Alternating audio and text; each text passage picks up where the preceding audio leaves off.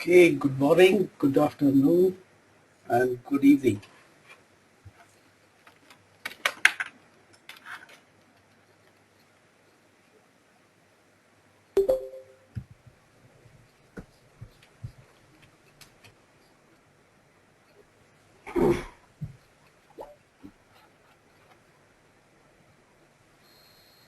Okay,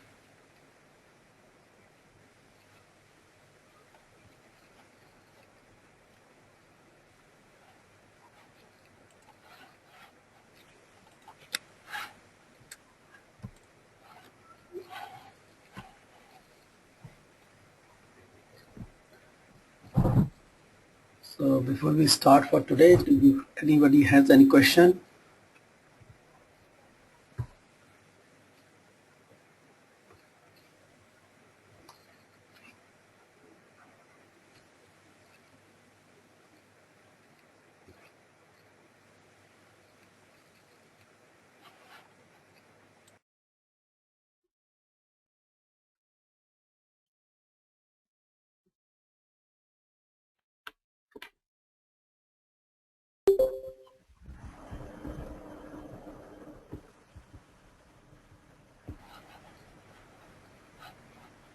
Okay, if there is no questions, let's start today's session. Yesterday we started risk management and we'll continue this risk management today. So let me give a recap on the risk management, what we covered yesterday, and then we'll continue.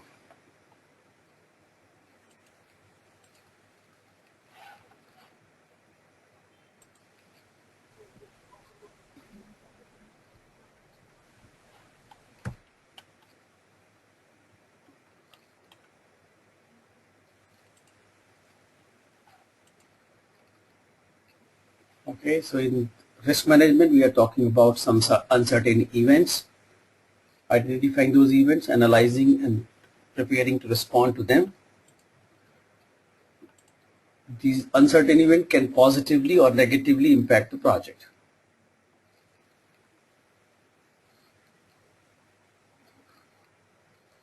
There are 5 components of it: the event, the probability of it, the amount at stake, the overall impact on the project, and the risk tolerance of the stakeholders.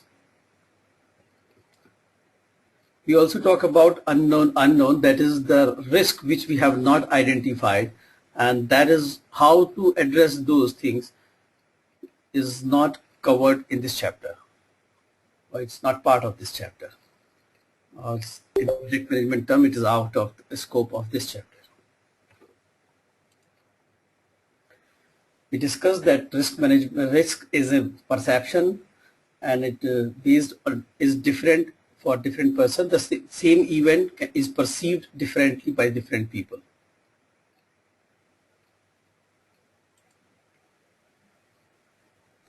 In the beginning, the risk is high. As we move into the project, move to the closer side, the risk actually goes down. And the amount at stake is low at the beginning and become higher and higher as we move into the project. In this chapter, we're going to address both the things, opportunities as well as risk, the positive and the negative risk. There are some terms we discussed about the degree of uncertainty an event is willing to take is in a risk appetite, and the risk tolerance is about the degree of risk a stakeholder or the organization can accept.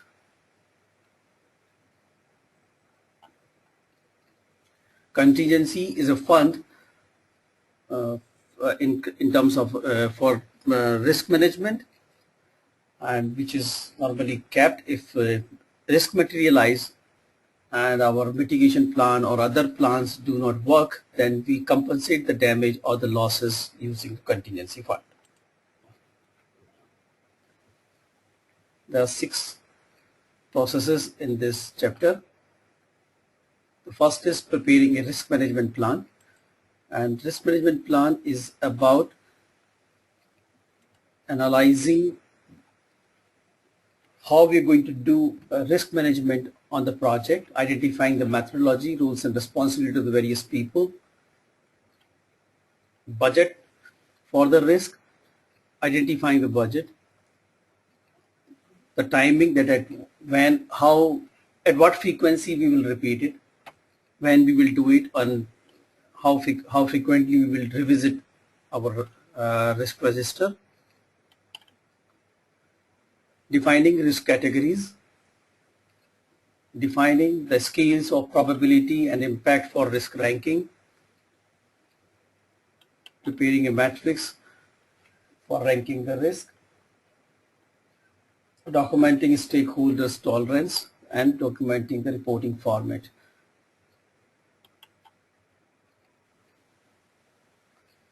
Once we have the risk management plan, as defined in risk management plan, we go ahead and identify risk using the methods,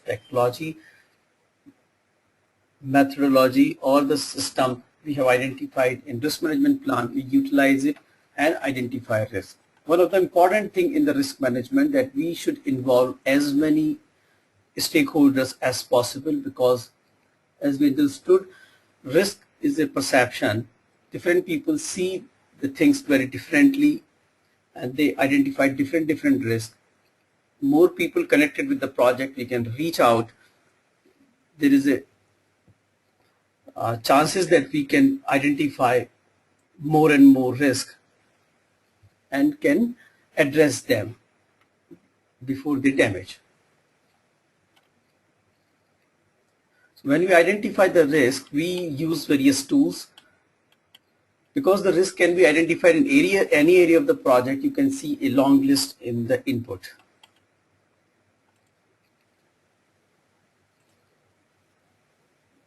Document reviews are the assumption and the constraints and the contract.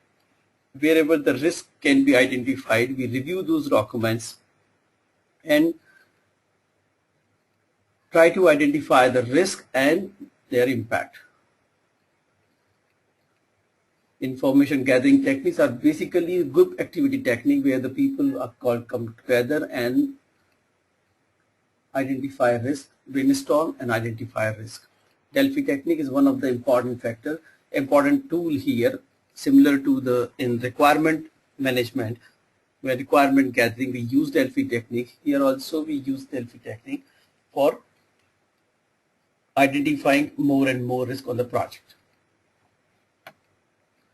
The specialty of the Delphi technique is that even the people are not in the same geographical location, you can still get inputs from them. So in Delphi technique, we send out a survey or the questionnaire to all the people to whom you want to involve in the process. Ask them to respond. The one thing which is important here, that in the Delphi technique, that we do not tell stakeholders who are involved in the project that who else is involved. So there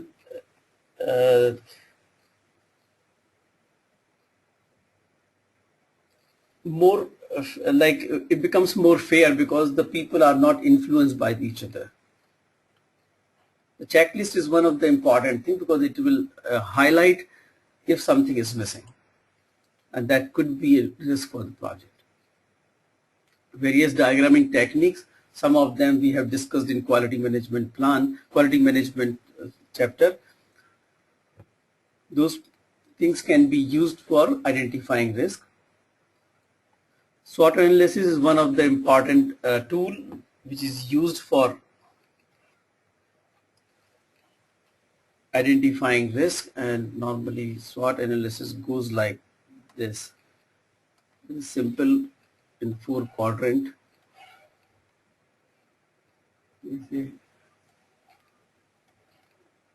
And identifying the thinking. So strength and opportunities give us clue about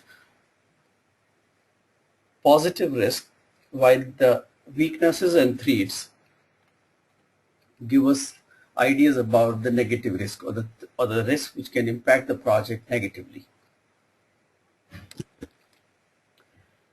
A risk register is a register which lists the risk.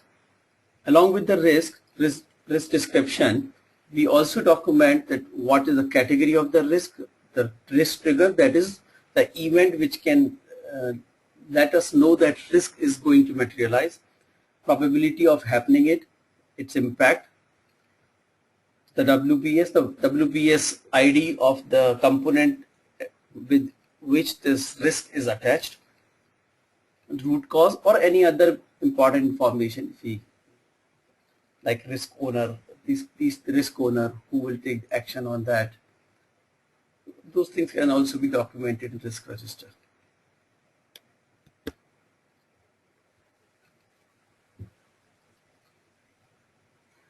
Once we have identified the risk and listed down in the risk register, we take these risks and try to rank them with respect to their impact on the project. So it's not a detailed analysis. It is a primary analysis. We try to see which risk has higher impact or higher probability, or is going to materialize in near terms, and based on those things we try to rank the risk, that which is more important, which is less important. Only the more important risk we take ahead for detailed quantitative analysis. So the idea of qualitative and risk analysis is to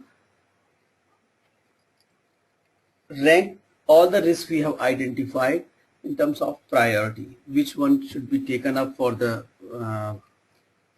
further analysis, or which are to be kept for continuously watching if the impact of those risks changes.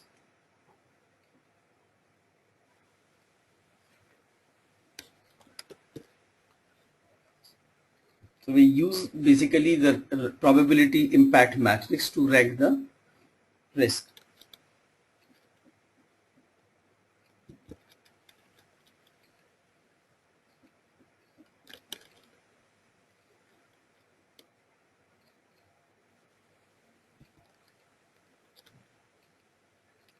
Now in the risk probability and impact assessment, we use probability and impact risk rating matrix.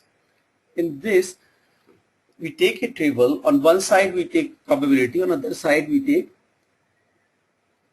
the impact, and here we do not take their actual values, but we take notional values in terms of cardinal scale or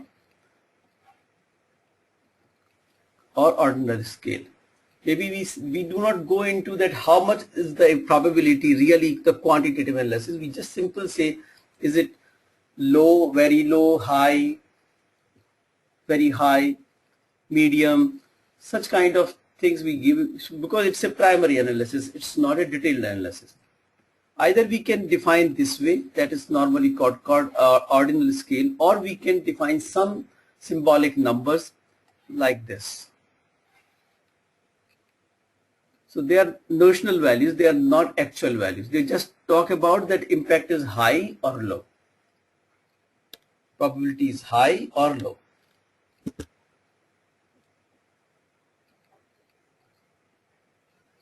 This is one matrix, such matrix. We have defined some cardinal scale for probability and impact with the difference of 2. So it is 20%, 40%, 60%, 80%, 100%. Similarly here the impact.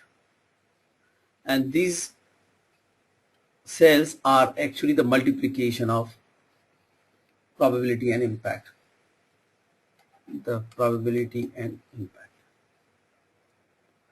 Now with this we can define our boundaries or limits, that anything which is less than 20% is green for us. It means its impact on the project is not significant. Between 20% to 40%, the assessment of the risk between 20% to 40% is something which we need to closely watch. But right now we will not act upon that. Or anything more than 40%, we are going to act upon. So we can decide that the risk in the red portion will go to the quantitative analysis, other will not.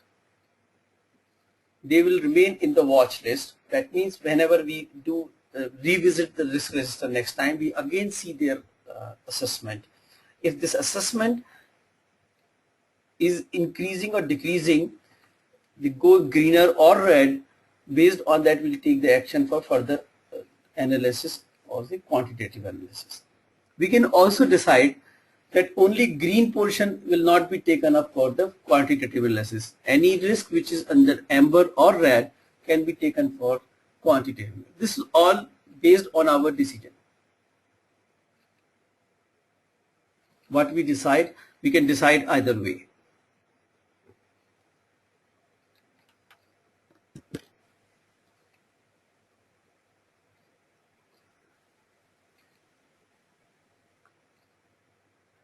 Now we also look into the data, the quality of the data which is available, and because our risk assessment is as good as the quality of data.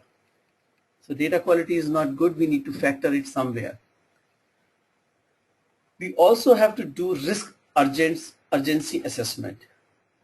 Now risk urgency assessment help us to, like if I go back here, I will say this risk need to wait as per my ground rule, that only the red portion will go for further quantitative analysis. But suppose this is the risk which is whose probability is 0.36, is actually going to occur in next month, very near. This is very near. So what I will do, despite it is in amber, I will take it for quantitative analysis because its impact is there in near term.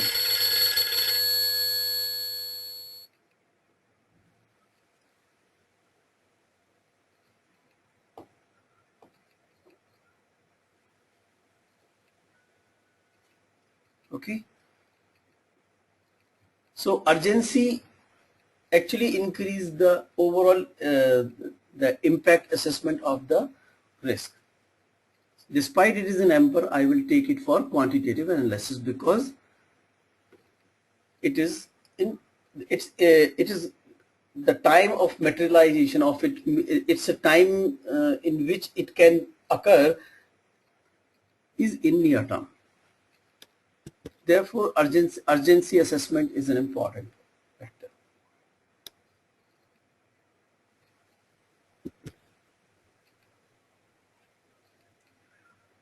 Now, what is risk register update? Now, you have created a risk register. You have filled up the information what you are having at the time of identifying the risk. But now you are doing analysis. You know more about risk. So now you know what is the rank of the risk. So assessment of the probability and impact is updated into the risk register. If there is an urgency information, that also updated. Categorization, watch list, and the main thing is risk ranking. We give ranking from 1 to 10 or something like that, where 1 is the topmost risk which need to be quantified first. We try to give them numbers, or we can say giving them priority. Priority is not impact. There are two things normally come into picture: severity and priority. Severity is the impact, while the priority is I will say it will, how important it is for me to assess it further or not. So I will say anything below 10, I'm not going to go for further assessment. Like something like in green portion. So anything in green portion is not for further assessment. That anything, those things will go into watch list. Watch list is containing the risks which are low priority and need to be revisited again and again because we cannot ignore them, because in future their impact may change, the probability may change, and they may have significant impact on the project, and that time they need quantitative analysis. So any risk which is identified on the project, we never neglect anyone. If it is not to be assessed quantitatively right now, we keep it into watch list. Residual risk is the risk which may be left over even if you address everything.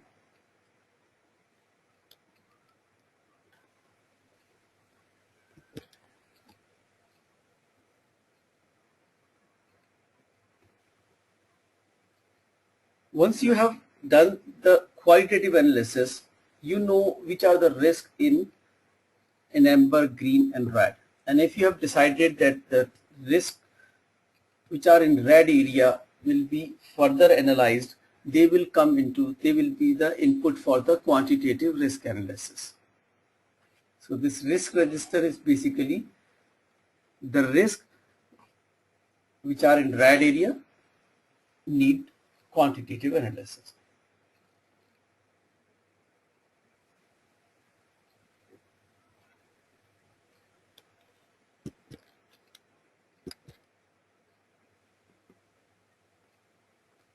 Now, to understand the impact of the risk more in depth, there are some tools which you use, that is data gathering and representation techniques called. Some of them are interviewing. Interviewing is a very I will say non-methodical method, which is trying to, we do not have any other quantitative analysis or some tool to analyze. So we try to talk to the respective stakeholders, trying to see that how this risk can impact, and trying to assess some amount or that can be attached with the risk.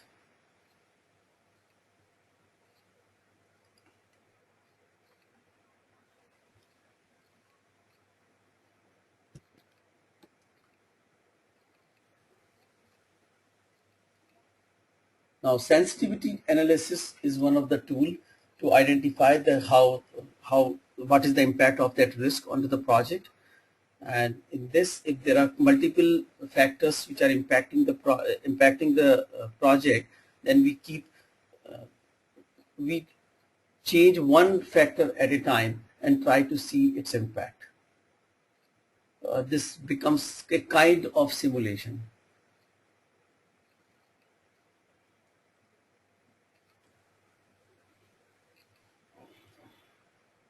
One tool which is commonly used on the projects and even in the financial sectors about calculating the expected monetary value, EMV. Here in this, we look into all the possibilities of the risk and try to find out what is the real value of it. So something like this. Like you have identified risk. There are three possibilities in that. It may go event 1, event 2, event 3.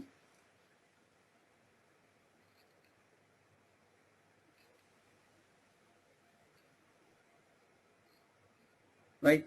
So something like I will say, you say requirements are changing. So requirement changing means you expect that requirement will further change. So now you can define three events in that, or 4 events or 5 events, whatever it is, that in the future requirements will frequently change, or they will moderately change, or they will not change at all. And try to see in 3 possibilities what is the chances of event 1, event 2, event 3, and see how much it is going to impact the project, and try to figure it out what is the actual value of that. So in this case, suppose the chances of occurring event 1 is 25% and its impact will be 50,000. That is negative. That is, it's going to impact negatively. Of event 2, the 30% chances, and you will gain 10,000. Event 3, the 45% chances, and there's a possibility of gaining 30,000. We're trying to figure it out that what is the overall impact. So it is probability into impact is minus 12,500. Here it is 3,000, and here it is 13,500. If we sum it up, we get 4,000. Now 4,000 does not mean any it is good or it is bad. It is a number. If I'm looking for only positive and negative, then it is a good number for me. If I'm looking for that this value should be at least 5,000 for me, 4,000 is not a good is not good, and I may not go ahead with this decision.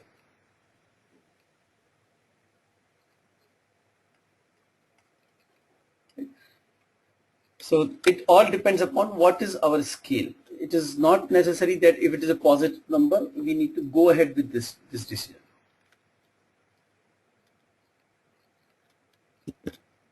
Another method used in this is decision tree, where the various possibilities, like in event 1, event 2, event 3, here the subsequent event depend upon the previous decisions. This is also EMV is used in decision trees. What we do is that there are two possibilities. We need to pursue a product. One chance is that we do not pursue. In that case, we do not get any value out of it. We will not invest, we will not get anything. But if we pursue a product development, there are again two possibilities. One is the production will be successful, or production will be unsuccessful, or the production will be successful. There are 70% chances the production will be successful. There are 30% chances production will not be successful, and if the production is not successful, we're going to lose 200,000. Now, if we move ahead with the production, we see there could be a high demand, there could be a low demand. There are 70% chances of low demand, and we're going to lose $100,000, while the high demand, the probability is 30%, and we're going to gain $550,000. Can you calculate this and let me know, should we pursue or should we not pursue?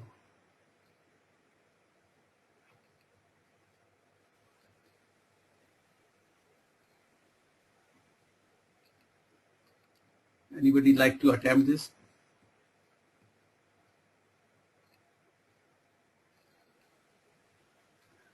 Similarly, the same, we need to use this kind of thing. For every node, we need to find the EMV. So this into this plus this into this.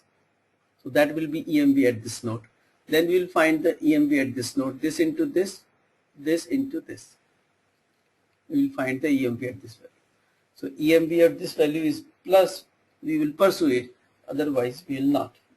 The chances of gaining are high, so we'll go ahead. If it is negative, we'll not go. So let me give you a couple of minutes to do this calculation and let me know that if we should pursue or not.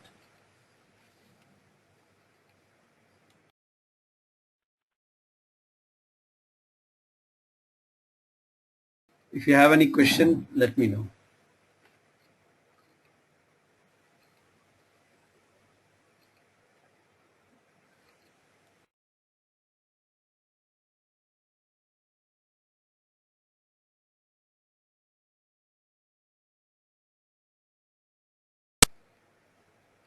We should pursue it.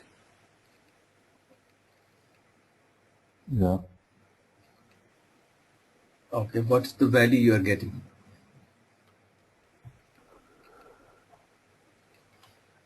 Basically, here it will be 0.5 probability because it's a decision on our part. Yeah, but what is the value we are getting here?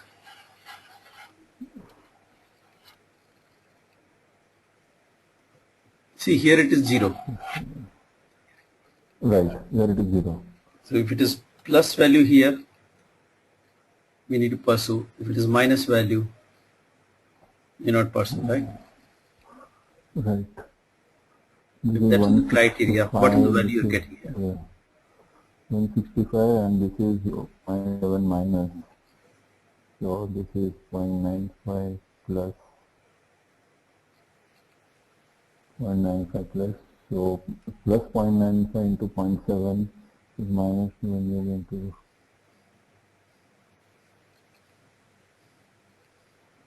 again, I think, sorry, I think You're you guessing have it. to calculate probability for everything, right? Yeah. Vivek, EMV, is it an average of all the 3 events? No, it's not average. It is the summation of probability into impacts, Okay. the product of probability and impact. Like this.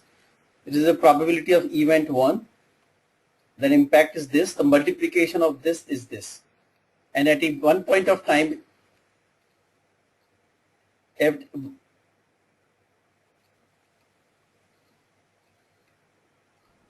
Go 65. Okay. Okay, summation. 0.0325. Fine, okay.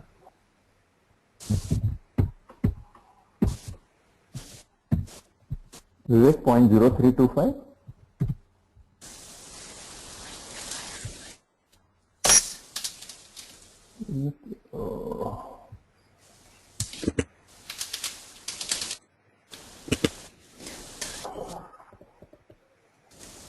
I need the amount here actually.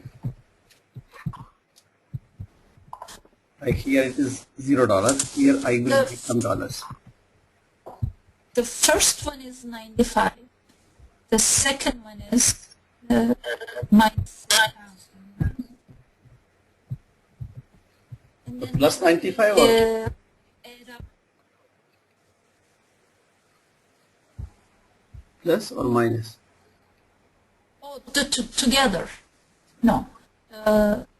Over there, the top one is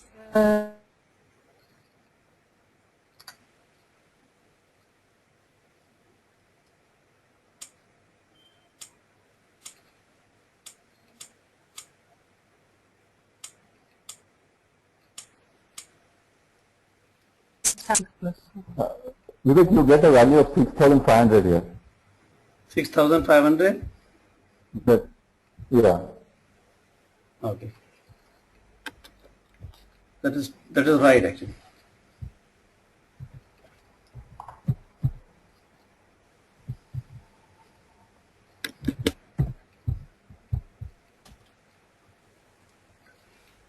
Actually, what is here, if you see, this is 550,000 into 0.3 will give you 165,000, right? And here it will be minus 70,000, right? So it will be plus 95,000 or 95K, let's see. the first one. Right? Now this 95 is 0.7, right?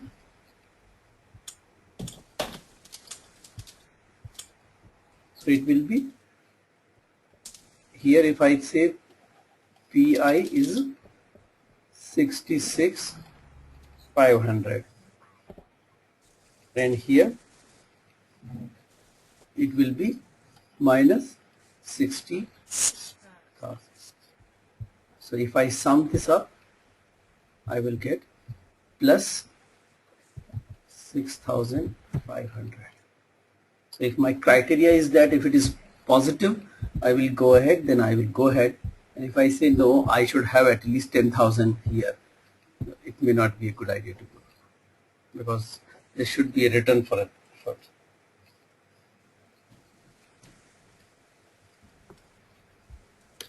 Right? Sorry, what was the last point, Vivek? I missed it all.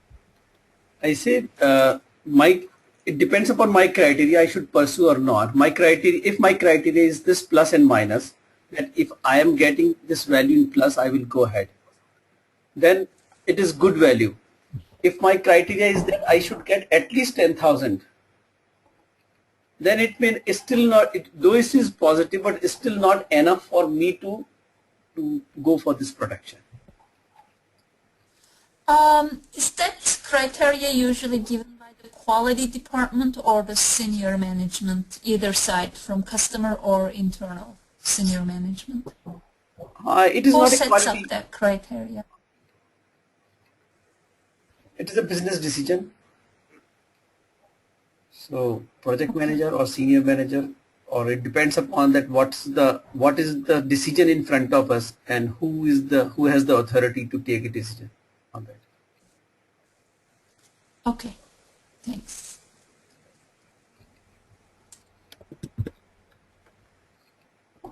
Okay, we use simulation also, and simulation means Monte Carlo, and simulation simply give that when we cannot apply this EMB type of mathematics, then we actually try to go this way, virtual traveling through that way, and trying to find what exactly the problems we're going to occur, or how much we are going to lose on a particular path, and then selecting one of them.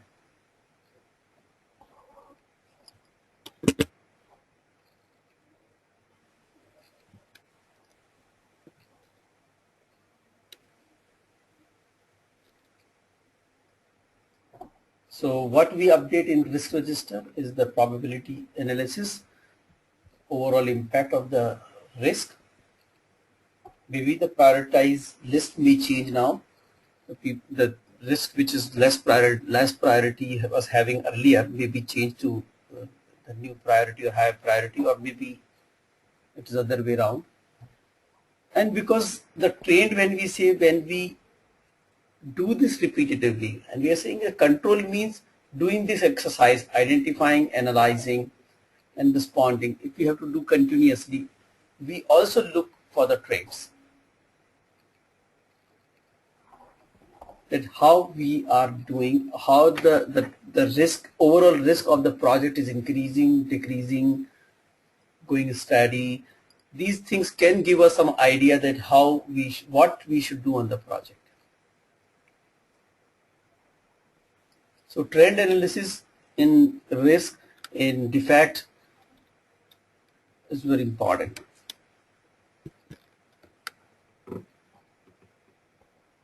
Now once you have identified risk, you have done the qualitative analysis, you know that which risk is going to impact more on the project, then you do quantitative analysis, getting actual value of the amount at stake and the probability. Now is a time to plan out the response.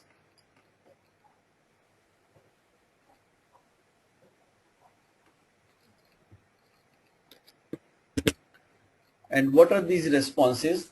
There are strategies for handling negative risk. There are strategies for handling positive risk.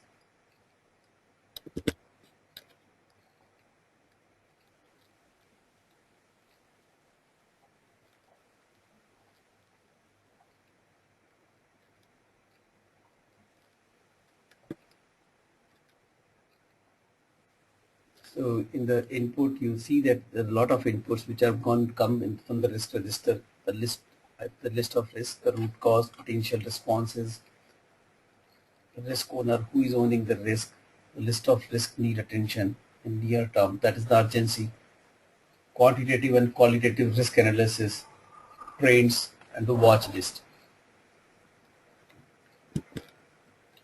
Now what are the strategies for negative risk?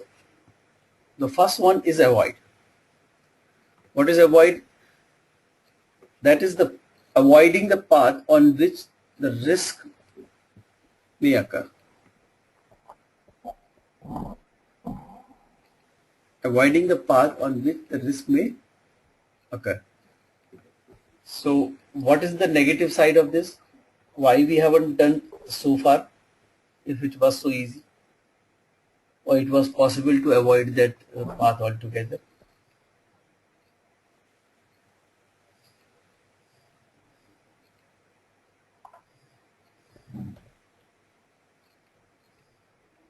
And what will be the damage, or I will say negative side of avoiding the path?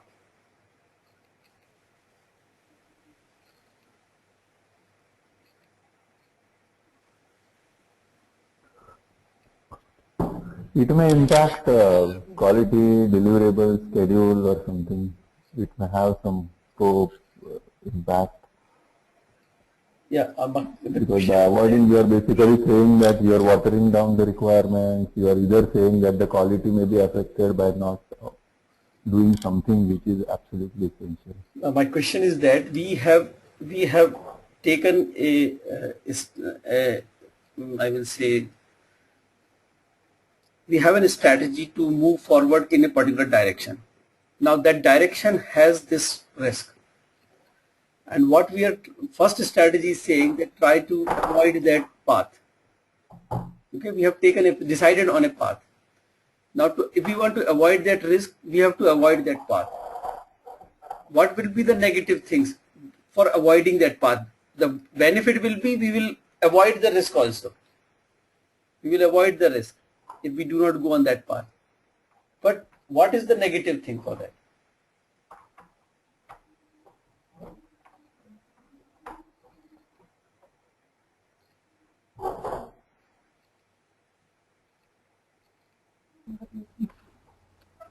I mean, in cases when it becomes inevitable, then we wouldn't be knowing the response if we don't address that. Say it again, Amakan. I mean, if you avoid some risk, in this case you might be able to avoid it, but in future if that sort of risk comes and if it becomes inevitable to avoid that risk, by not addressing this risk now, you wouldn't be knowing what response you would, you will have to use it later on. Okay, okay. But we are continuously doing risk management, right? So we'll continuously watching for new risk. So then if that is a risk in future, we will identify it, right? And then we will prepare a plan for that as well.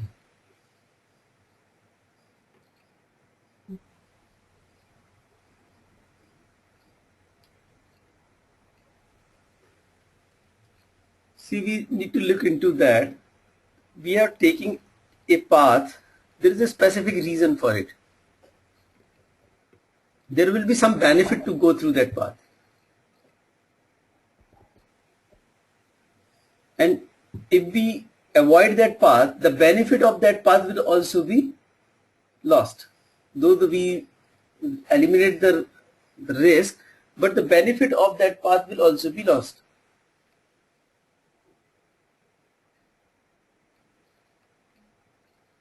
Right? Suppose the same example we take the requirements are changing on the project. There is a possibility that requirements may change frequently. Right? So you decided to put a timeline that by this time you please give all the requirements, only then we will move ahead. Otherwise we will not, because the chances of frequent changes of requirements are high. So in this way we will not go along with changing requirements, but we will take all the requirements by this date and then move ahead. So this will help us to avoid that changing requirement over the project. But there are disadvantages also. We come out as a non-flexible people. We come out as in front of the customer that we cannot manage changes of the project. The customer may not be so comfortable in saying the requirement is going to change. You should know how to change it, how to manage those things. the trust level may go down, the confidence may go down. There could be various things. The flexibility will be low. So the benefit of that path will also be lost if you avoid the path. So we need to see that what the benefits are high or the risk is high. In the second case, it is transfer. Transfer is something like taking an insurance. So I have a risk on my project, and which can cause some damage. I go to the insurance company, pay some premium and cover that damage. So if that risk happens, the insurance company will pay the damages.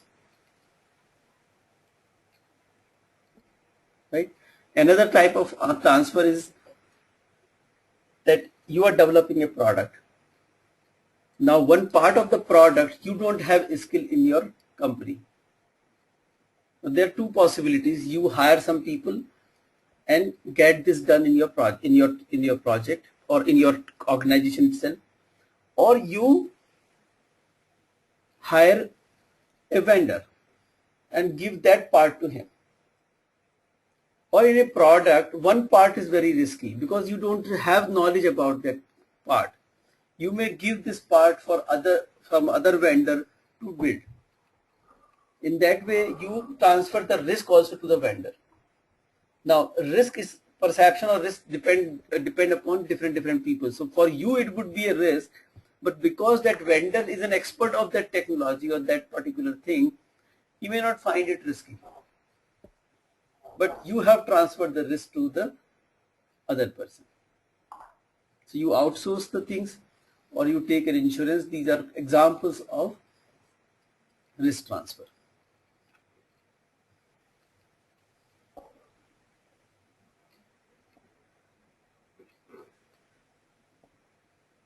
The third thing is mitigate, and this mitigate is the common name used for any type of action. So when we say mitigate risk means you can take any of these actions, which is not the case actually. If you go technically, mitigate means we are taking steps proactively to reduce the impact or probability of the risk. So we are taking some steps so that either the impact will be less or the probability will be less. So in the same case, suppose a specific product, a part of the product, we do not have skills. You may decide to give the training on that particular thing to your people. Now after getting this training, the chances of handling this will be better. But it is only training. There is possibility that the things may be more complex and people may not be able to handle it. So it reduces or eliminates the risk or its impact. So most of the time when we talk about taking steps for risk, we basically talking about mitigation.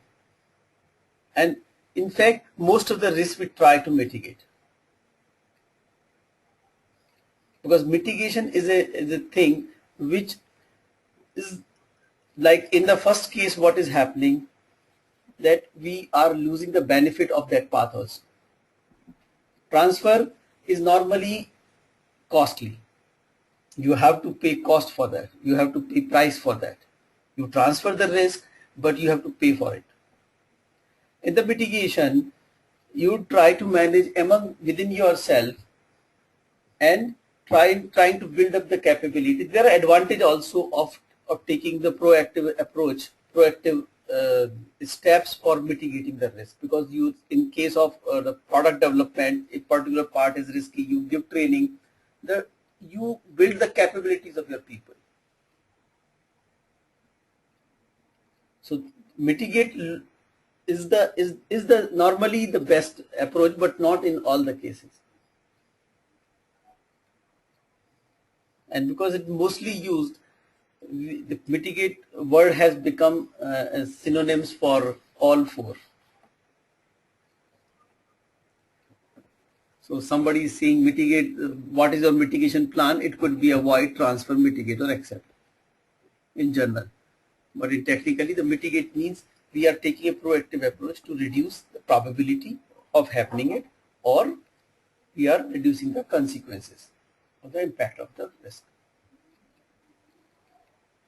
And accept means doing nothing. So the all risk. Yes, Jenna.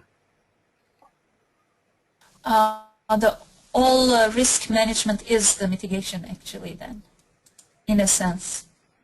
In general words, but technically if you go into risk management, it is not. Mitigation is only mean taking proactive approach for reducing the probability or consequences. It is not avoid, it is not transfer. No, in general sense, the risk management is mitigation. Zira, can you say it again? The chapter we are studying now, the whole risk management is mitigation. No, the avoid is not mitigation. Avoid means we are not going that path. No, I'm not focusing when I say, I am focusing the whole chapter. Right. Project risk management is mitigation. No, risk management is not mitigation.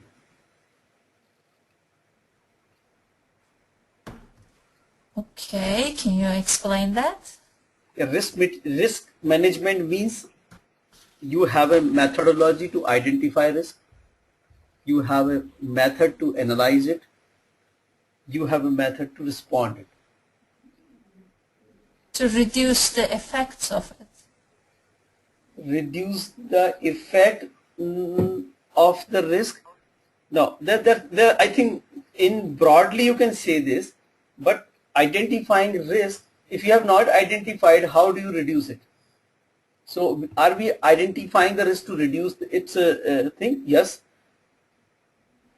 But identification is a different thing altogether.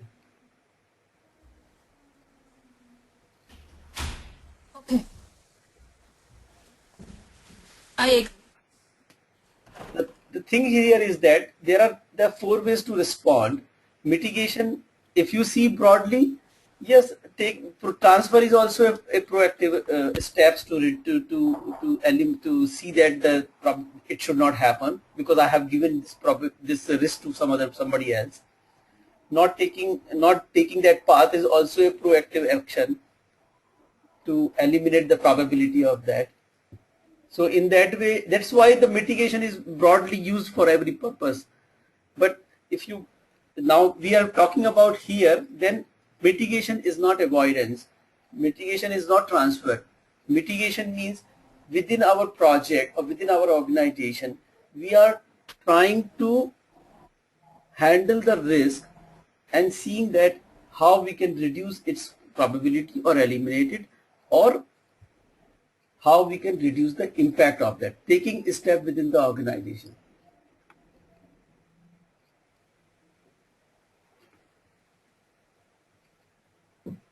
So in technical definition they are different, but in general you can say that everything is mitigation as such except accept.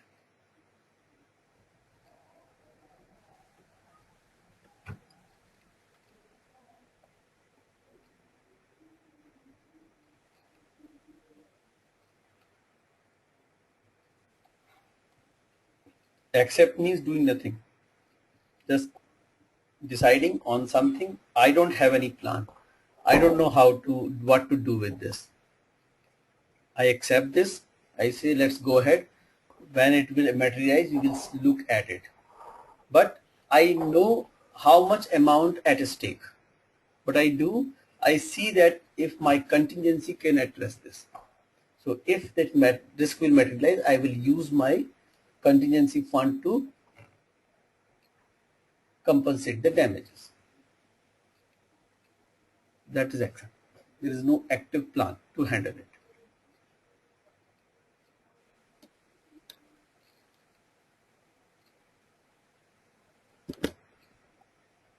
Now similarly on the other side, the handling the positive risk. So exploit is similar to avoidance or opposite to the avoidance. The avoidance means I do not go that path. Here exploit means when I am talking to the customer, I see that there is a possibility of some more business. Maybe something like that. I give an example, real life example.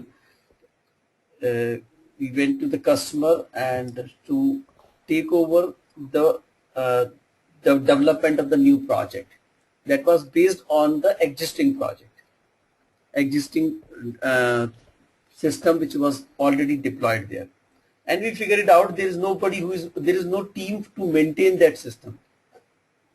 So we simply offer that, can we deploy some people who can maintain this system, because there are many things to be changed in the existing product before we develop the new product. Now such an opportunity can be handled either way. I intentionally go on that side and try to see that I provide some kind of I show that customer that okay, this going this way will help us to do a better job. Like in this case, I will say that first you make the changes in the existing product and then let's take up the new product which is based on that. So I'm trying to exploit that particular opportunity. Another possibility is sharing. Sharing is similar to transfer. In transfer, I give the risk to the other party. Here, I cannot do that particular thing, but I ask my friend to do it.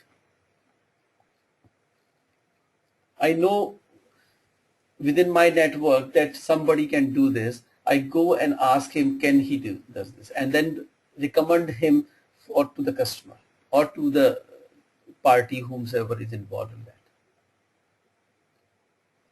Enhancing is similar to mitigation.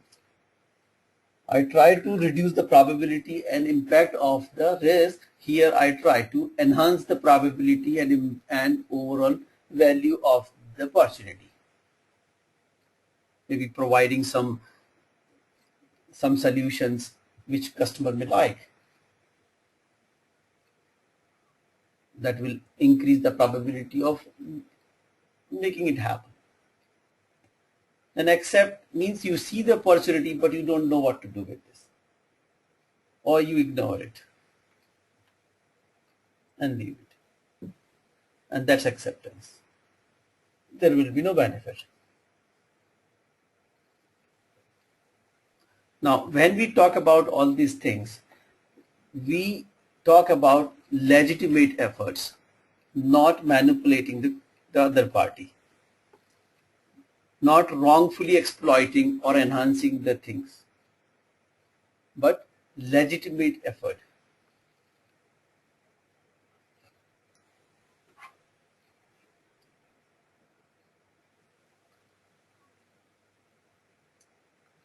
The strategy for contingent response. So in case we have acceptance, we may not be able to have, we may not be having any proactive steps to handle it, but we need to be ready for responding it if the risk materializes. How we're going to compensate the damages.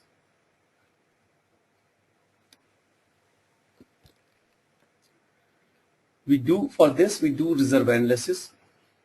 We put something for contingency as contingency reserve and management reserve. We have studied them in our cost management chapter, that how to allocate them, and this is normally for risk and this is for unknown risk we have not identified.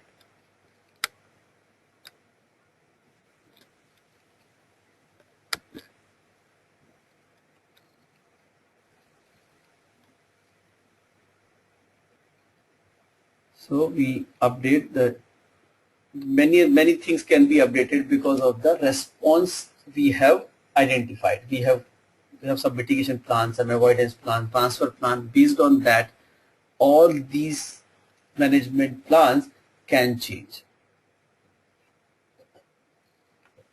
to address the risk in the project. And we also update the risk register with the response plan.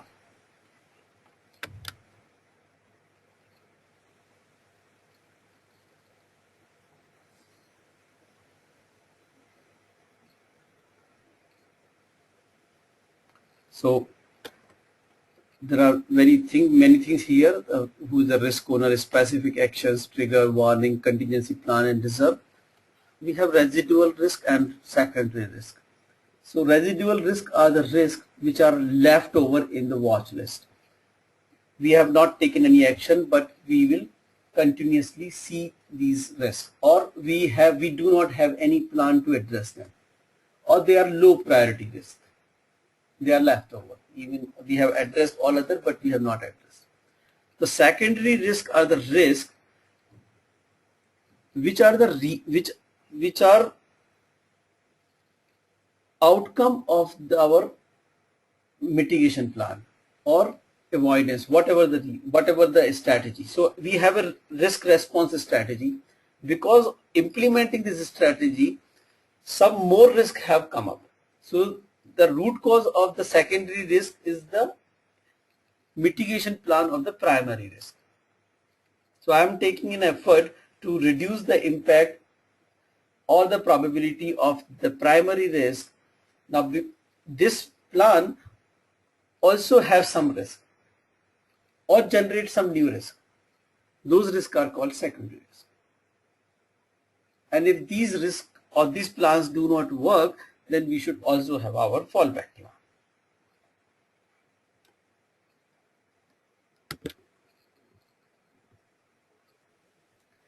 Now controlling the risk is nothing very special or something new, but doing whatever we have discussed so far, doing this again and again on a pre-decided frequency, which is this frequency is written in the risk management plan. So implementing the risk response, tracking the identified risk. During the monitoring, as we move into the project, some risk will be expired and some new risk will be identified. So in the monitoring, we just do not implement the risk response plan. We also identify new risks, and the risks which are expired, we remove them from the risk register. Because we reassess these risks, there is a possibility that response plan may change. So update the risk register with the new response plan. We also continuously look into the effectiveness of the risk process or our mitigation plan and making changes in that. We keep looking at our assumptions which we made initially, if they are still valid or there is a change. We also look at our contingency reserve, if that is enough to address the risks which are still live into the project.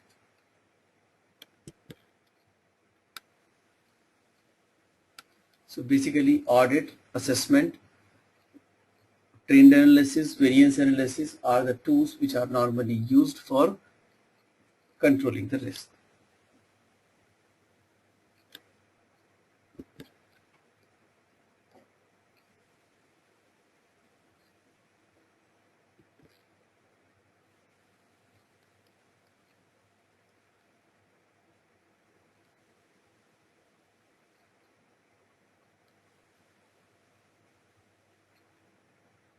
So work performance report is one of the input here, which is talking about variance analysis, earned value data and forecasting, which is being reported, and based on this input we may identify new risk or change our risk response plan. In the tools techniques, we do reassessment of the risks which are identified. We do a review of the whole risk management process and our response plan, and see that if these things need any changes. Because we continuously do it, we also plot a graph to see that what are the trends.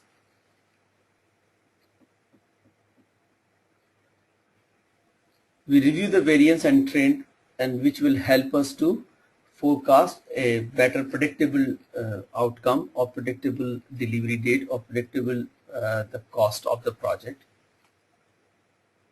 And we are like, if we continuously review our variance and try to improve our action plan, we will be more accurate to our forecast.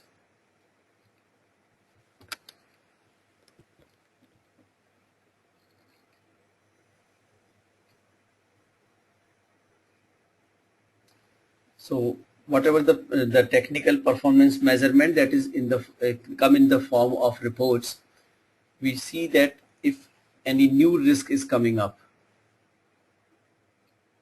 we also forecast the degree of success in achieving the project objectives or the scope.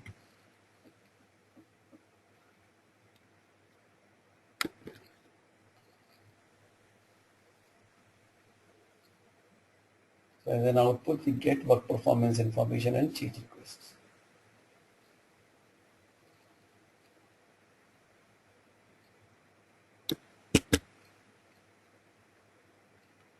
This finishes the risk management.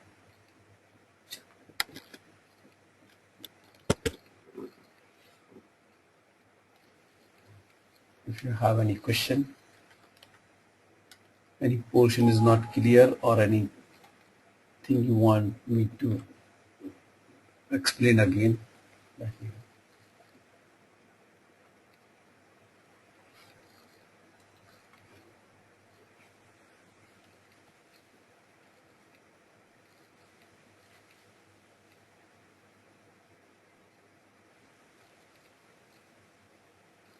I have a question in the probability and impact matrix. What do you call the product of these two, probability and impact matrix? Okay, let me go to that please. Is there a name for it? Yeah, this is a PI matrix, what we say now, probability impact matrix, that's what we say. Yeah, the output of the product. You are multiplying the probability with the impact. Right. And the output that you get, the product of those two, what do you call it? Do you call it as a probability or overall impact? You call it as overall impact. Yeah. Okay, fine. Thanks.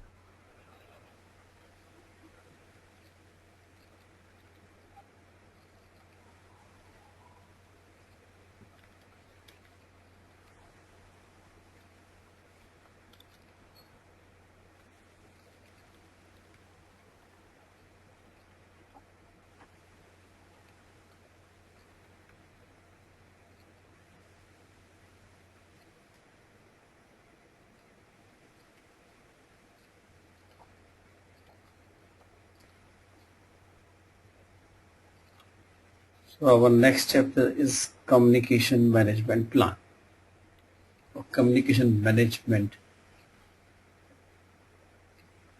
is our next chapter.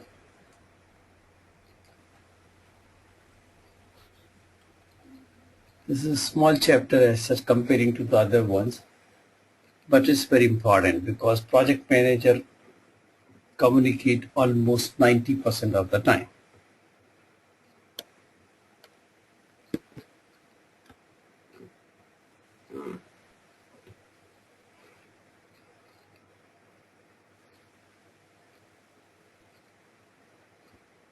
It's the process of planning, managing, controlling, generating, collecting, distributing, storing, retrieval, and the disposition of the project information. Project manager communicate most of the time with various stakeholders, team and others, and this is almost 90%. Let's understand some basic fundamentals of communication. Every communication happens this way. The sender encoded it and transmitted. So there is a thought with the sender. It encoded it either in writing or speaking out in a particular language. That is transmitted to the receiver. Receiver, if familiar with this encoding, will decode and try to retrieve the message. The message is actually the thought process of the sender, and then provide the feedback which helps sender to understand if the message is rightly understood or not. Okay, so sending a message, receiving a message, understanding it. There is a medium to be used. Medium could be a language, it could be a writing, or it could be a spoken, or various ways. And there is a noise, we also call barriers, which make it difficult for receiver to understand the message or change the meaning of the message. So sender sends something, but receiver understands something else. So there is a noise, there are barriers in the communication.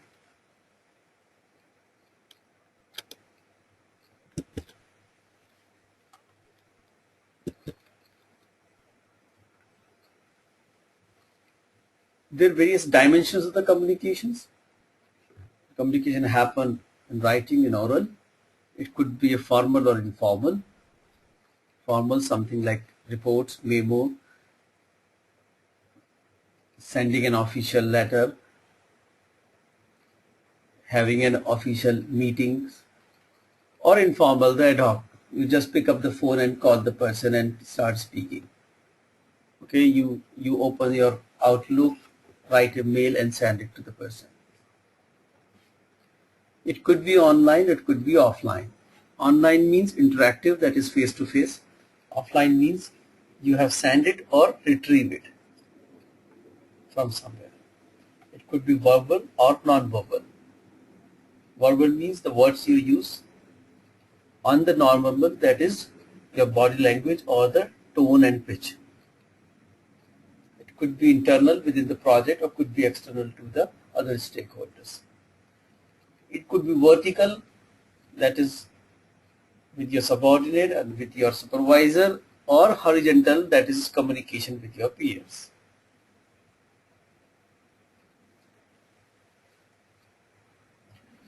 How do you write your message? That is also one of the factors in communication.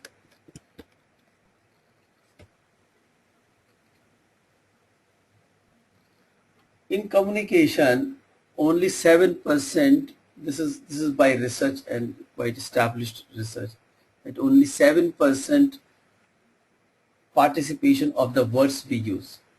So words we use have, in overall communication, their contribution is only 7%. The non-verbal is 93%. And in this 93%, 38% is contributed by the tone, pitch, etc., while 55% is your body language. So if you are telling something to someone, it matters a lot that what is your body language. So even the word says something, your body language says something else. Something else is the real meaning which the receiver will take, not what you said. I think it's quite obvious. We understand these things. It's more like a technical analysis of what we already understand.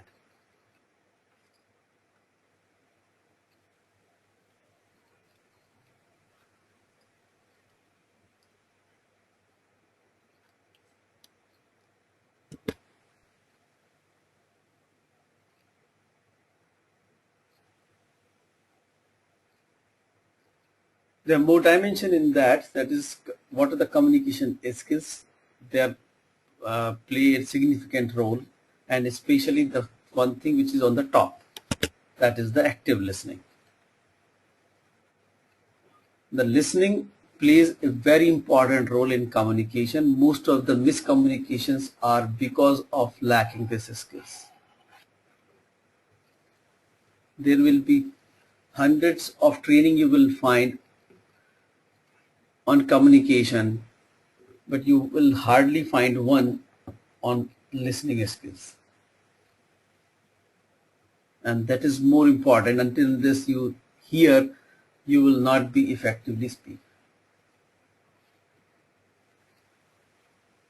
With this, how do you participate in a discussion or communication? It depends upon that you are asking some question, probing, fact-finding things.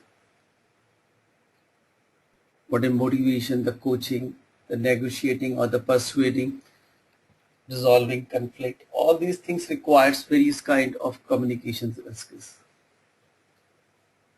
And specifically understanding the communication barriers so that you can remove those barriers as far as possible.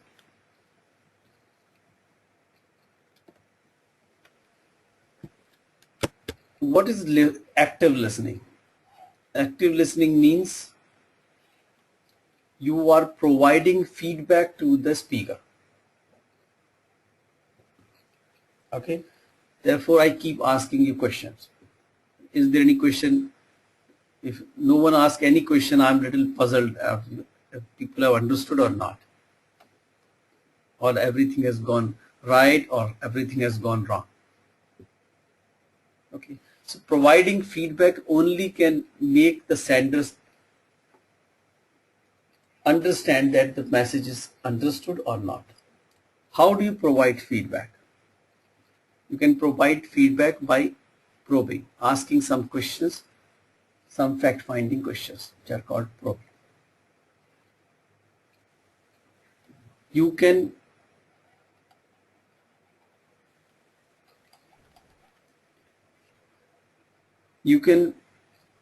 nod your head in agreement or disagreement.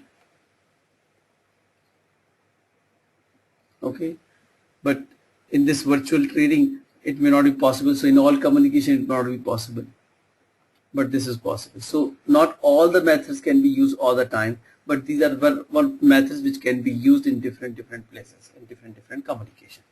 So if you shake your head in an agreement or disagreement, it gives a message to the speaker that what you are, are you listening or not? First of all, second thing, what is your understanding? Third thing, you paraphrase what speaker is saying. So speaker is saying something, and you tell the same thing in your own words.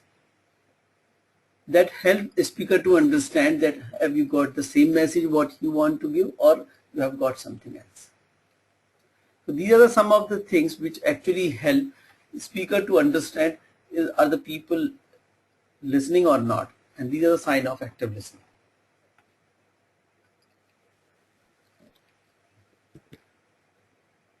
Communication happen vertical or horizontal.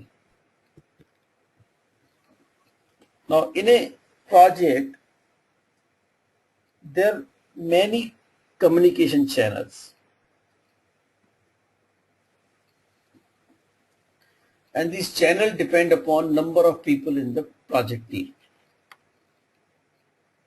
More the channels are, more the complex communication is. And therefore, if more people come into the project, they do not just bring in a linear complexity, they bring exponential complexity into the project.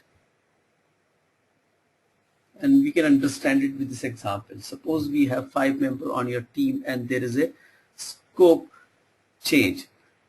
2 new members are added to your team. Now, how many communication channel do you have now, and how many communication channel added due to addition of new members? So you have 5. This is the formula is used. So 5 into 4 divided by 2.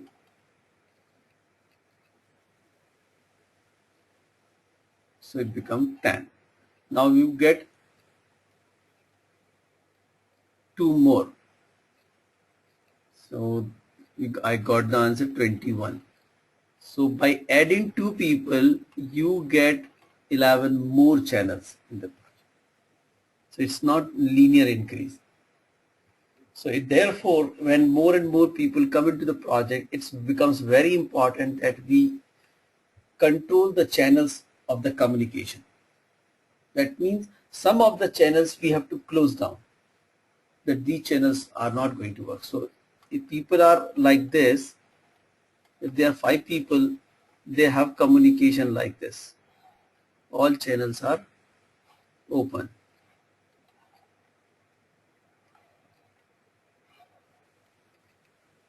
Now suppose the 10 people are there, and if I make these lines, then it will be very, very difficult to understand. Basically, if we allow free flow communication, anybody can speak to anyone, all channels are open, we are inviting a chaos in the project. So we need to decide that which channels will remain open, which channels will not be. So this channel will not be open, this will be open, this channel will not be open. The team members will not directly speak to customer. All the change management will happen through project manager. All the technical things will be discussed with the technical lead of the project only. Right? So in this way, I have to control the channels and see that only few channels are open so that I can streamline communication on the project.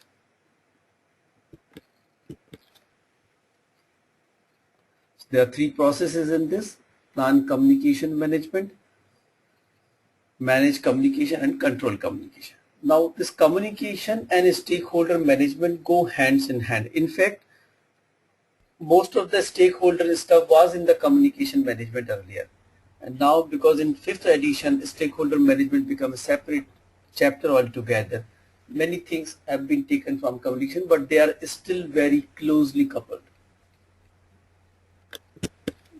Vivek, I have one question. Yeah. Sorry. Going back to the number of communication channels, does it mean the number of communication channels required to communicate, or is it the number of communication channels that might exist? They exist anyway. You need to close down some of them. Okay. You have to manage them. They are there. Okay. It's a plain mathematics. There are 5 people. You have total 10 communication channel. You have 10 people or 45 communication channel. If you do not close down some of the channel, or you do not manage those things, 45 communication channels are on. It's only chaos which you can see in the project. Thanks. Okay, so there are 3 processes in this. One is planning, another is execution, and third is controlling.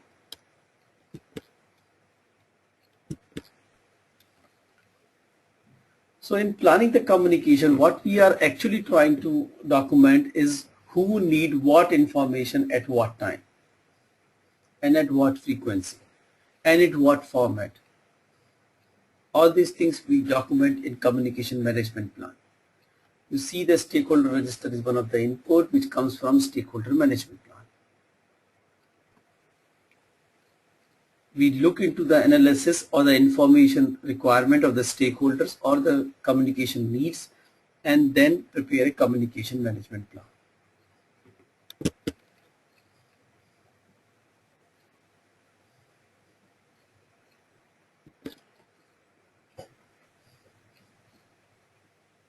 So we do a communication requirement analysis and see that how many communications channels are there, and how many which channel should work, which channel should not work.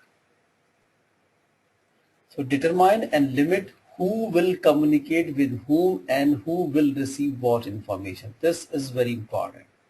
Most of the projects, if you find chaos, this is what is lacking actually.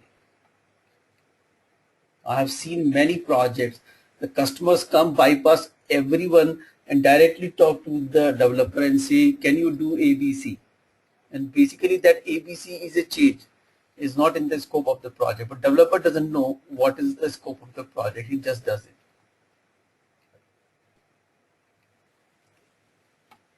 Because customer is saying. So that shows that the project manager either not doing or not capable of controlling the communication on the project.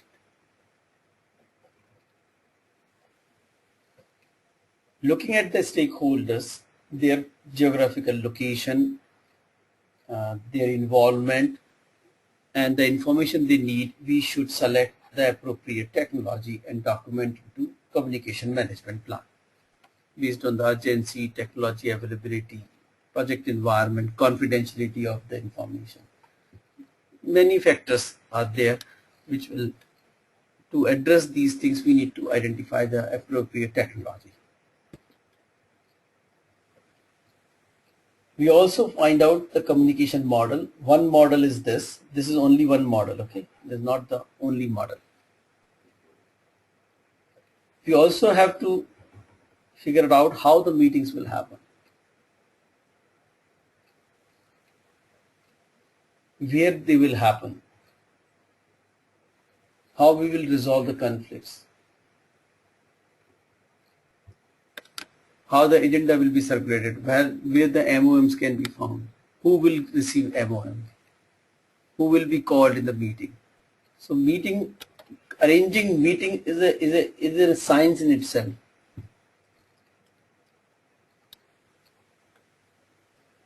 Ineffective meetings normally do not bring any concrete results. They only generate more meetings. So effectiveness of meeting is very, very important. We have to identify the right method for the communication, and these methods could be interactive, could be push communication, could be pull communication. What is an interactive communication? You are talking to someone face to face where the feedback is immediate. I tell you something, you immediately tell me something. So that's it's a synchronous communication.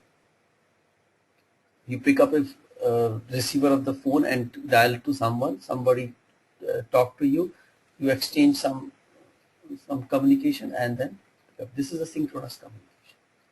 In the meeting, video conferencing, phone calls, face-to-face meetings. The push communication is a communication which is pushed to the other person, like email.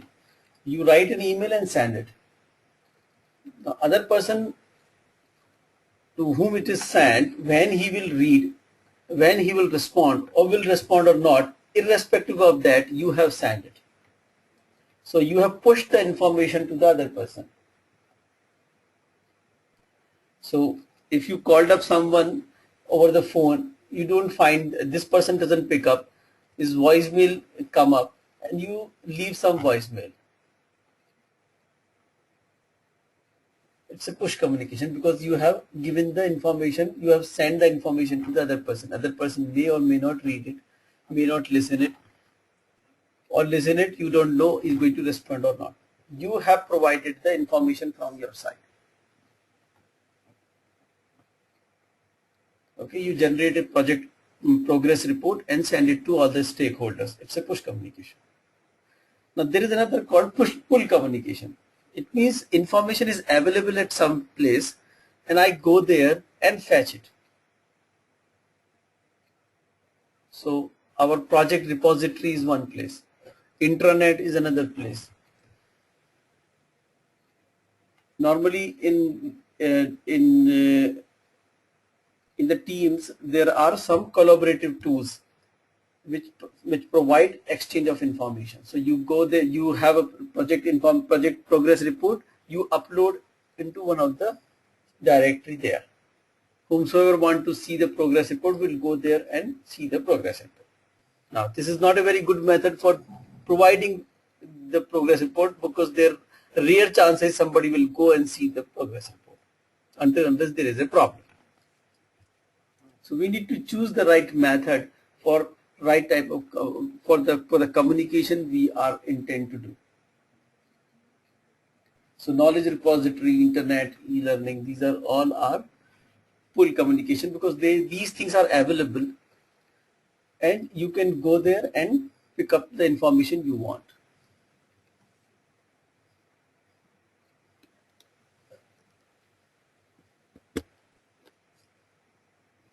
So in a communication management plan, it could be small, but it could be very critical for the project success. Stakeholder communication requirement, what information they need, what time, in what format, at what frequency, all this. You identify the person responsible for communication, who will provide the what information, the method and the technology. You also define the escalation process, that if you do not get the response of your question by this time, whom to approach.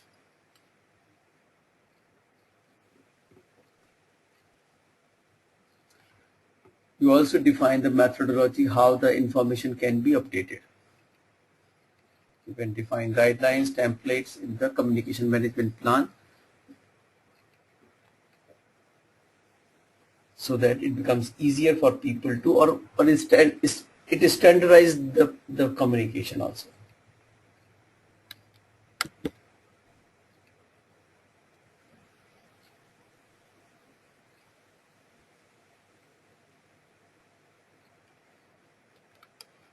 We'll do one thing, let me show you a communication plan, very concise and crystal clear, very simple.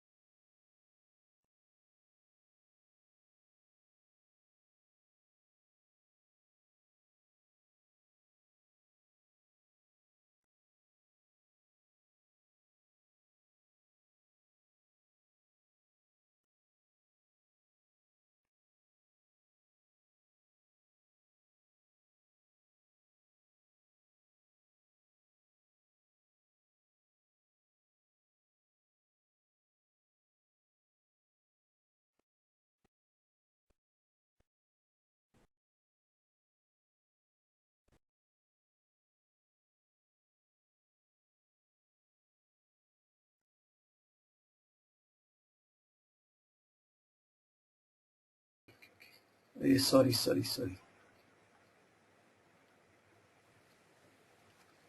I was on mute. Okay, so here is a very simple communication plan. And this communication plan is very simple, very small and crystal and clear. It's talking about team communication, say what frequency the communication will happen, what is the medium, the agenda, what will be the agenda, and who are the people involved in it. Same here, plus some comment that is specific to this. Same here, same here. We can provide some more details in that if required, but the idea should be all the plan should be as small as possible, less narrative, more bulleted. The thing is that everyone should be able to find out the information relevant to him or her. So if anyone who is involved in the steering committee may not be interested in this or this or this, we want to know how the communication happening in which I'm involved. I'm involved in steering committee. You want to see this, so you want to quickly reach to these details, and our plan should be so concise and so clear that it becomes easier for person to locate the relevant information. More detailed project plan or any plan will be more narrative things will be there. It becomes difficult for people to identify the relevant information, and the chances of using those plans will be less.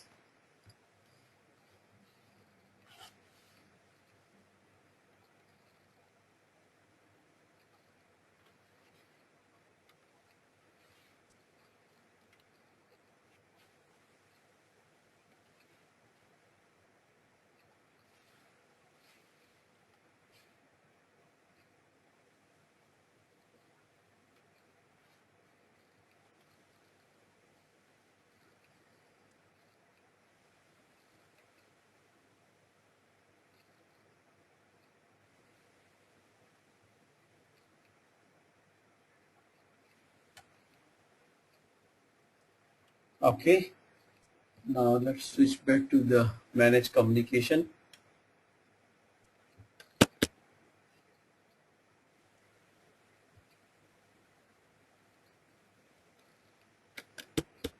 So managed communication is all about creating the information, collecting the information, sorting it out, filtering it, and distributing to the relevant stakeholders. So communication management plan is here.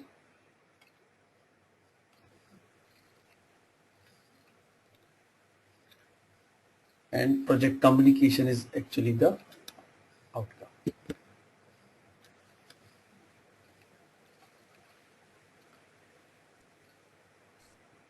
So effective communication will happen when we have selected the right technology, right model, right style, right way of presentation. And if we use the appropriate methods, our communication becomes effective. So what is the model? What is the media? The writing style. Some are more important, some are less important. Like presentation, your body language matters more than what the words you use. Maybe if the information is complex, we should use all type of methods: visual, audio, video, PPT, documents, whatsoever is important for that or can effectively communicate the information, we should use it without any constraint. But listening becomes always important.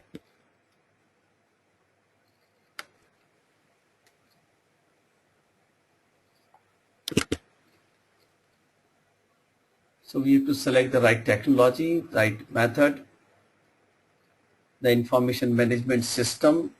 It could be manual, like having papers. Now it is nowadays it is almost obsolete that you are filing papers in the file, or it is more electronic and it is more like in organized tools are available where the communication or all the information which is being generated can be configured and easily accessed by the different stakeholders. You should select the right communication model. We should also ensure that the noise should be less. So what are the noises? Noise is something like language. I'm speaking a language. Other people find it difficult to understand that language. I'm writing, my handwriting is not so good. Other people will find it difficult. The culture differences. So I say something because of the culture difference, the other person actually take out some different meaning out of it. The context is missing. So I talk in some other context, but the other person is in some other context, he understands it differently. The background information is missing or different. These are the noises which actually change the meaning of the message or make it difficult for the other person to understand the message.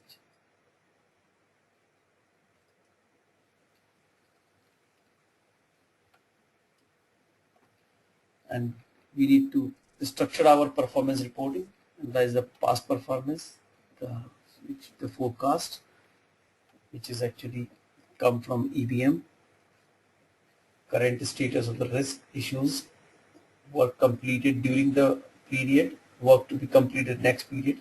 In fact, in any performance reporting, we report how we are doing as of now. But even more important and much more important, how we are going to do now. So the forecast is much more important than current status.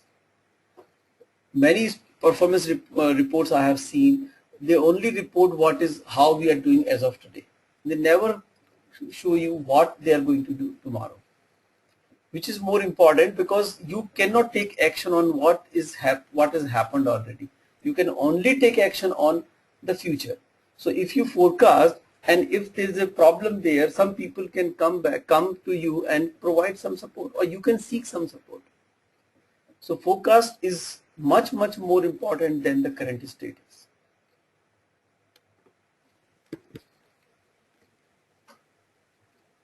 So project communications are the real output, which can be seen as performance report, the status of the deliverable, schedule progress, cost, scope, or performance of on the cost, time, and scope.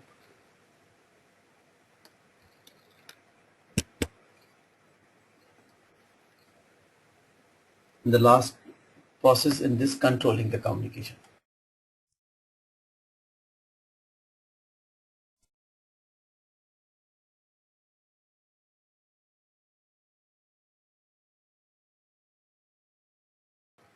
Okay, Rajesh, you getting me?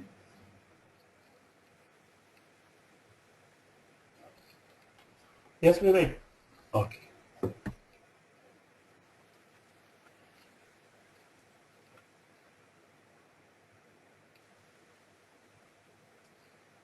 So process of monitoring and controlling the communication, and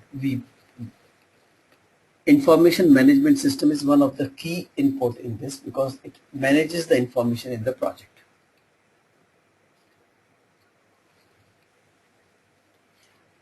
The idea is to have the issue log, project communication, and issue log normally give us that what kind of communication to be done, what are the issues to be resolved, where the conflicts are we can resolve.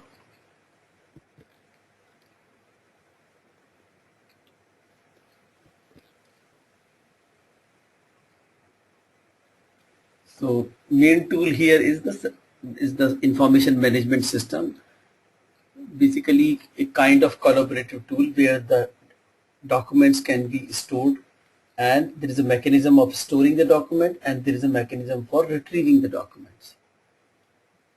and there is a mechanism for permission based access. There is a mechanism of backing up the system.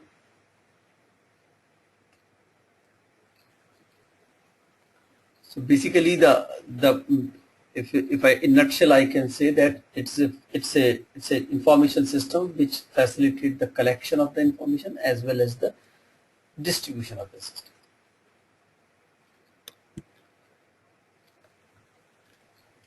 You get plan versus actual, and what actually the communication was required and what is being done, and if any improvements required in this.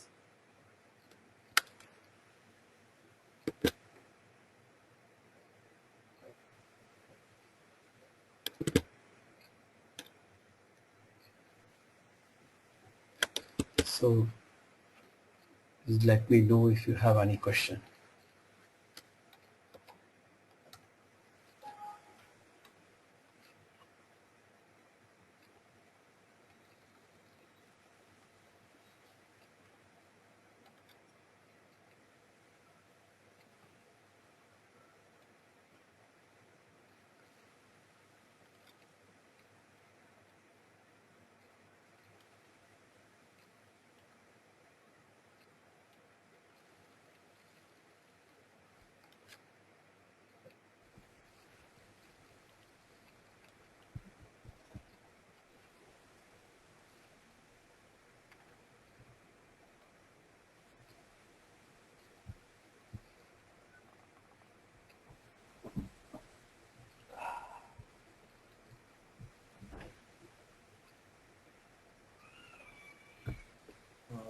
Vivek, this time a basic question in terms of the certification.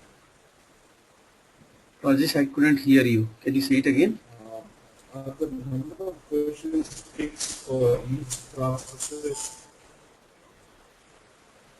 Okay. No, Is it I audible now? couldn't understand. Can you type it down? It was breaking, Rajesh. Yeah.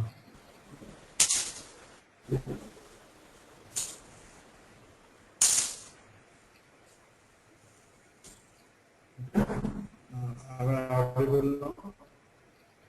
No, I think Rajesh, you just type it. Okay. Sometimes the bandwidth gets choked actually, then it is not so clear.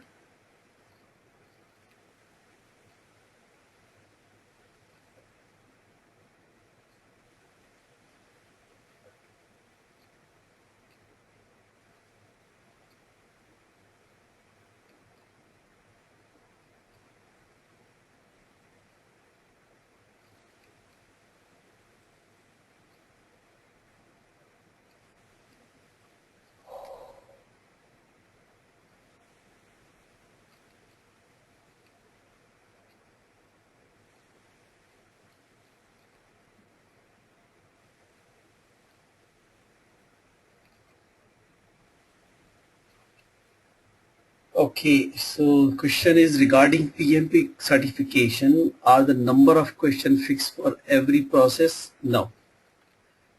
The number of questions fixed for process groups, something like 9% from initiation. I think 30% around 25 to 30% around from execution, 25% from planning, 25% uh, from controlling, but there is no percentage defined for every process.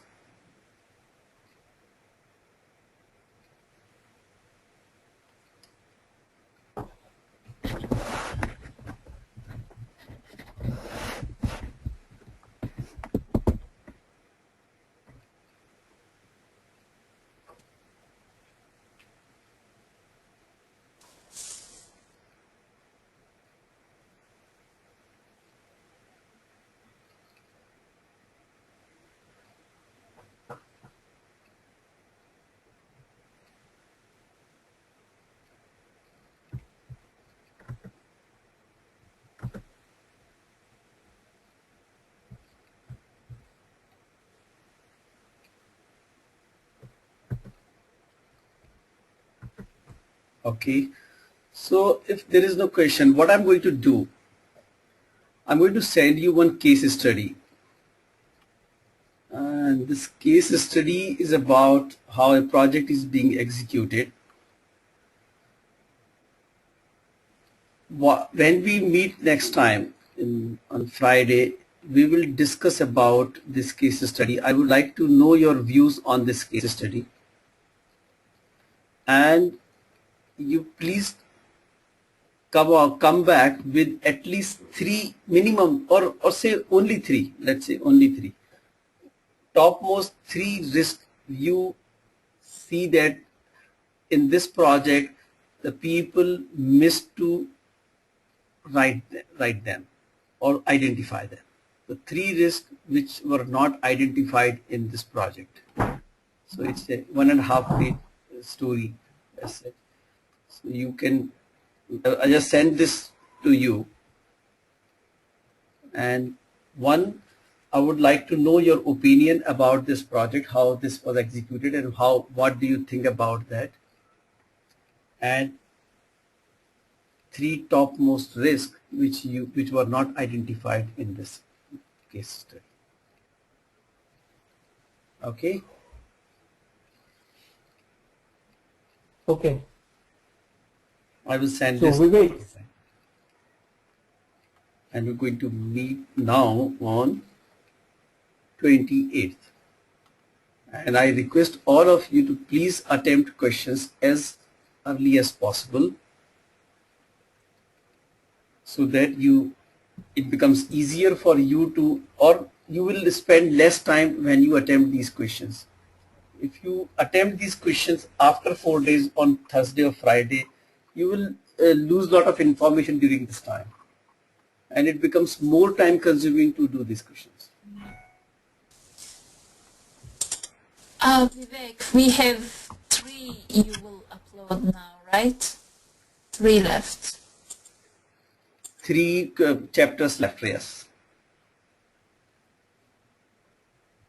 Vivek, Yeah. I do have a question on the quality management. Okay. This is about a question from the quiz. Can you speak it out? Yes. The question is basically question number 22, I guess. Let me make it sure. Yeah, this is about the rule of 7. Okay. So the question is, can you take a small, quick look on the question? You just speak out what is the question is. In the control chart, when the control limits have been determined, we plot the outcomes over time or occurrence. If the values are within the limits, then the process is under control. If the value shows some kind of repeating pattern, it indicates a problem, and therefore it's necessary to investigate the cause. What is the rule of 7? Right.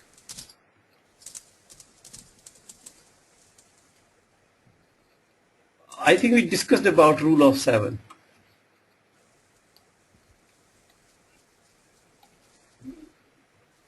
Yes, we discussed, but the confusion I had is like the central line which is mentioning there is it the mean which we are talking about there? No, I think all the information is irrelevant in the reference of in this question. The only thing which is important is what is the rule of 7.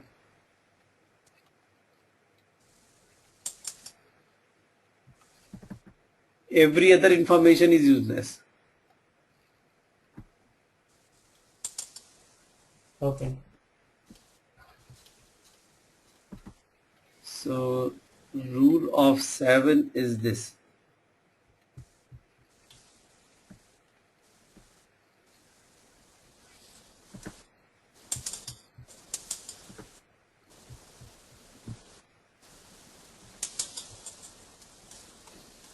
Seven or more continuous point on one side. or 7 or more points are hugging the any particular line, maybe the mean line, upper control or lower control line, or something, some pattern which is reoccurring. So Or that's what I was asking. You know, I was talking about the second point under runs, which talks about 7 or more continuous points on one side of the mean shows abnormality. So my question was, the mean which you are talking here is the same as the central line, right? Right. In the question?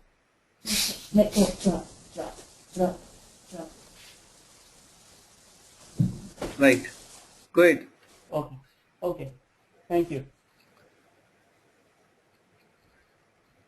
The central line is mean line. Okay. That's what my question is. This line, this. Okay. Thank you. I made a wild guess, but it came right for me, but even though I wanted to confirm with you.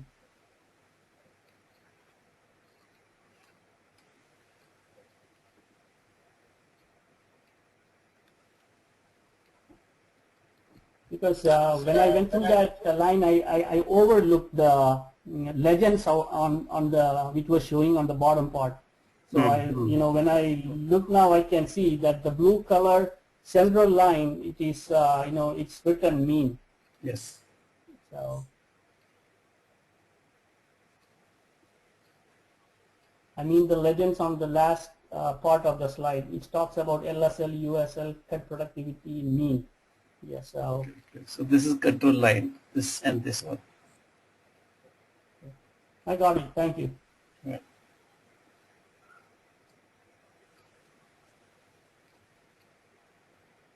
Any other question?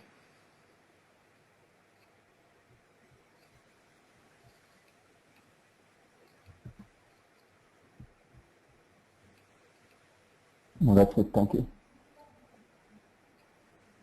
Nothing?